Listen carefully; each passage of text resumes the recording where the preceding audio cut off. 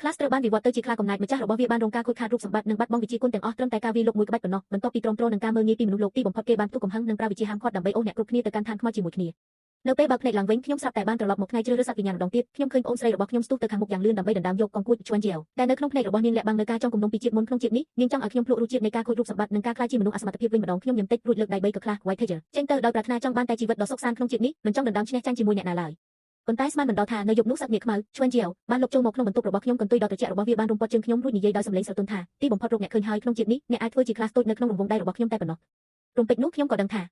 មានមនុស្សដល់ទៅ3នាក់ដែលបានកើតជាថ្មីនៅពេលដែលប្អូនស្រីរបស់ខ្ញុំប្រញាប់ប្រញាល់ជ្រើសរើសកងគួចទៅនោះខ្ញុំដឹងភ្លាមថាគេក៏បានកើតជាថ្មីដែរគ្រាប់ពន្លឺពីរដែលភ្លឺថ្លាត្រូវបានដាក់នៅលើឧបករណ៍រង្វង់មួយពិសេសមួយតំណាងឲ្យកញ្ជ្រោងនិងមួយទៀតតំណាងឲ្យនាគខ្មៅកម្លាំងនៃសត្វវិញ្ញាណនិងមនុស្សគឺផ្ទុយគ្នាមនុស្សត្រូវជួយសម្រួលសមុទ្រវិញ្ញាណឲ្យសត្វវិញ្ញាណហើយមនុស្សក៏ត្រូវខ្ចីកម្លាំងពីសត្វវិញ្ញាណដើម្បីចុះកិច្ចសន្យាជាមួយបុព្វបុរសផងដែរការផ្ដល់ផលប្រយោជន៍ឲ្យគ្នាទៅវិញទៅមកនេះបានបន្តជាច្រើនជំនាន់មកហើយការពិតណាស់សត្វវិញ្ញាណក៏មើលទៅលើខ្សែឈាមនិងដួងព្រលឹងដែរខ្សែឈាមកាន់តែបរិសុទ្ធសមុទ្រវិញ្ញាណកាន់តែទូលំទូលាយឱកាសនៃការឈួតវង្វេងនិងវិជាក៏កាន់តែតិចហើយដួងព្រលឹងកាន់តែខ្ពស់កម្លាំងក៏កាន់តែខ្លាំងនិងអាចឈានដល់កម្រិតខ្ពស់បំផុត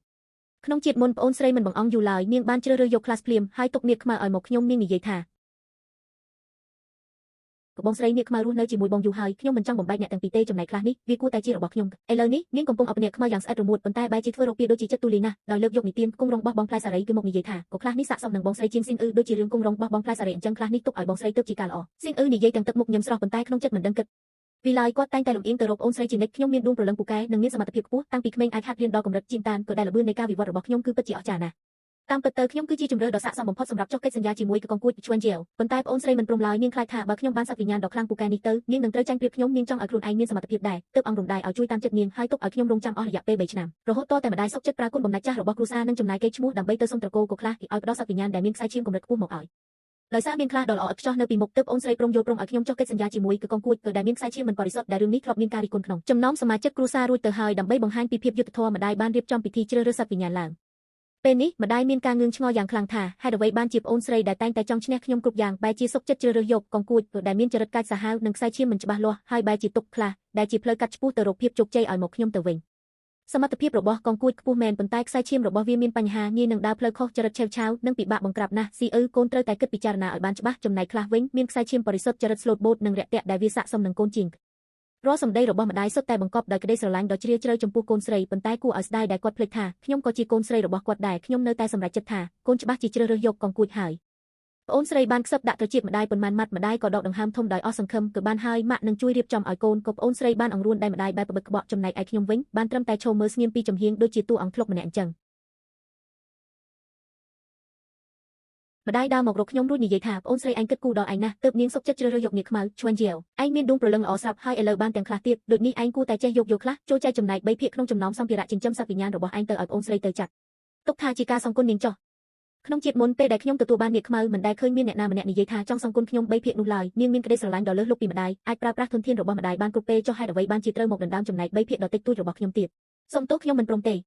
េហេតុអ្វីបានជាឯងចិត្តចង្អៀតយ៉ាងនេះម្ដាយនិយាយកាត់សម្ដីខ្ញុំទាំងមិនសប្បាយចិត្តប្អូនស្រីឯងសុកចិត្តលះបង់យ៉ាងច្រើនដើម្បីឯងចុះហេតុអ្វីបានជាឯងនៅតែមានចរិតរឹងរូសបែបន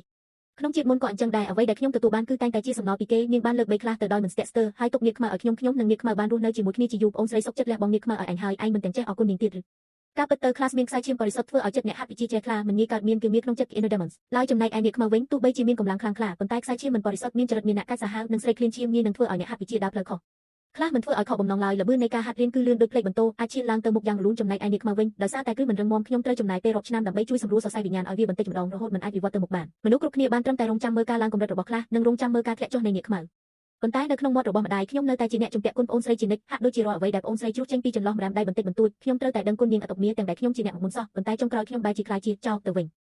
ញក្រោយមកនៅពេលដែលខ្លះឈានដល់វគ្គវិវត្តឡើងកម្រិតវាក៏ត្រូវមានក្នុងចិត្តរំពាត់រហូតធ្លាក់ខ្លួនស្លាប់យ៉ាងអាណោចអាថមក្នុងពេលដែលវាឈួតវង្វេងវាក៏បានបំផ្លាញរូបសម្បត្តិរបស់ប្អូនស្រីទាំងស្រុងរីឯនាគខ្មៅដែលពីមុនហាក់គ្មានសង្ឃឹមបែរជាមានការវិវត្តយ៉ាងខ្លាំងក្លារហូតហោះហើរឡើងទៅលើមេឃខ្លាចជាសត្វទេពតែមួយគត់នៅក្នុងទ្វីបទាំង9ស៊ីនអ៊ឺប្អូនស្រីរបស់ខ្ញុំមានវិញ្ញាណខ្ទេចខ្ទីអស់ទៅហើយមានតែអំណាចនៃសត្វទេពប៉ុណ្ណោះទើបអាចជួសជុលវិញ្ញាណនាងឡើងវិញបានម្ដាយបានមកសុំឲ្យខ្ញុំប្រគល់សត្វទេពនោះទៅឲ្យនាងប៉ុន្តែខ្ញុំបានបដិសេធមិនដឹងថាប្អូនស្រីលោកស្ដាប់ឬតាំងពីពេលណានោះទេនាងក៏ចាប់ផ្ដើមចងគំនុំក្នុងចិត្តនៅពេលដែលខ្ញុំទៅសួរសុខទុក្ខនាងក៏សម្រេចចិត្តទូកម្លាំងវិញ្ញាណដើម្បីសម្លាប់ខ្លួននិងអូសខ្ញុំទៅជាមួយគ្នាពន្លឺភ្លើងនៃការព្យាបាទបានជាពេញភ្នែករបស់ខ្ញុំនាងស្ទុះមករកខ្ញុំដូចមនុស្សឈួតរួចស្រែកថាហេតុអ្វីបានជាឯងទទួលបានជីវិតដ៏រុងរឿងបែបនេះសត្វទេពនោះគួរតែជារបស់អញស័ក្តិសមនឹងរើសយកតែរបស់ដែលអញមិនត្រូវការប៉ុណ្ណោះធម្មពលដុំហេម៉ាចេញពីការផ្ទុះនោះបានដុតរលរាងកាយរបស់ខ្ញុំក្នុងខណៈដែលអ្វីគ្រប់យ៉ាងចិត្តរលាយបាត់ទៅខ្ញុំឃើញនាងមានទឹកមុខតក់ស្លុតជាខ្លាំង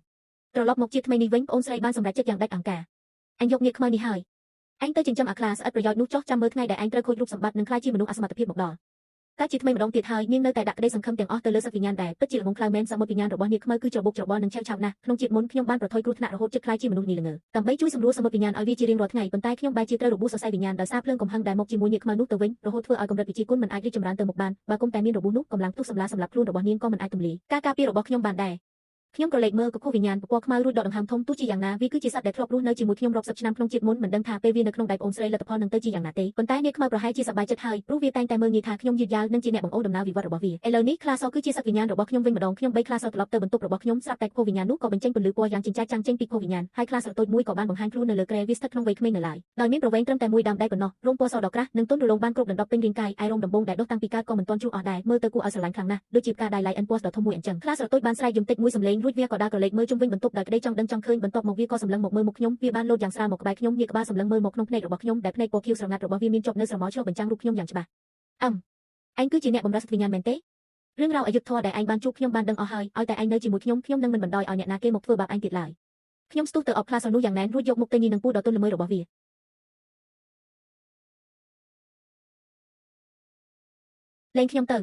លេងខ្ញុំនៅលើផ្ទៃមុខដែលមានរោមជិតឈឹងនោះហាក់បង្ហាញនៅក្តីអៀនខ្មាស់និងភាពភ័យស្លន់ស្លោបន្តិចវាពិតជាស្លូតបូតមែន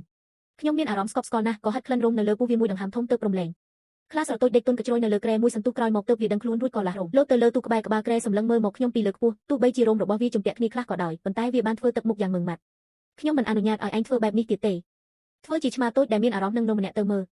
បើជានាងខ្មៅវិញវាប្រហែលជាខំខ្ញុំបាត់ទៅហើយខ្ញុំមើលទៅវាដែលកំពុងខំប្រឹងងើបក្បាលឲ្យខ្ពស់ធ្វើរោគវាដូចមនុស្សចាស់ទើបខ្ញុំទប់សម្ដេចមិនបានខ្លាសតូចក៏ហុចក្បាលចូលមកជិតដើម្បីពិនិត្យមើលមុខខ្ញុំឲ្យច្បាស់រួចនិយាយថាបែបនេះទើបត្រូវមនុស្សយើងបើចូលចិត្តធ្វើមុខស្រពោនគឺមិនស្អាតឡើយមនុស្សត្រូវតែញឹមឲ្យបានច្រើនទើបមើលទៅស្អាតរឿងអ្វីផ្សេងទៀតទុកឲ្យពួកយើងជាអ្នកចាត់ចែងចុះនេះហាក់ដូចជាលើកទី1ហើយដែលមានអ្នកណាម្នាក់និយាយការពារខ្ញុំបែបនេះខ្ញុំនៅស្ងៀមមួយសន្ទុះរួចក៏ទាញវាមកអប់ក្នុងរង្វង់តែម្ដងទៀតមើលទៅវាមិនដូចជាសត្វដែលអាចកើតមានគឺមានក្នុងចិត្តរហូតដល់ធ្លាក់ខ្លួនស្លាប់តតែសោះតើកាលពីជាតិមុនមានរឿងអ្វីកើតឡើងឲ្យប្រកបទៅ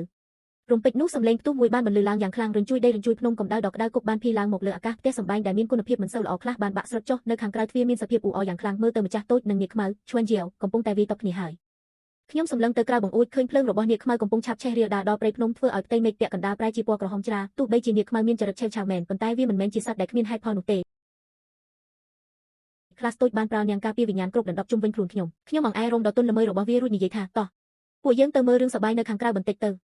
ឆ្លៀតឱកាសនោះខ្ញុំក៏ចង់ទៅមើលស្ថានភាពរបស់នាងខ្មៅដែរខ្ញុំឃើញប្អូនស្រីអង្គុយលុតជង្គង់យ៉ាងវេទនានៅកណ្ដាលគំនរបាក់បែកសម្លៀកបំពាក់របស់នាងរហែករយីយងដោយសារកម្លាំងភ្លើងដ៏សាហាវចំណែកឯនាងខ្មៅវិញបានហោះបាត់ទៅណាហើយមិនដឹងនៅកណ្ដាលកំទេចកំទីជញ្ជាំងទឹកមុខរបស់ប្អូនស្រីពោពេញដោយភាពអស់សង្ឃឹមនិងបរាជ័យនាងប្រហែលជាកំពុងគិតថាយល់សំបីតែវាក៏ធ្វើបានចុះហេតុអ្វីបានជាអញធ្វើមិនបាន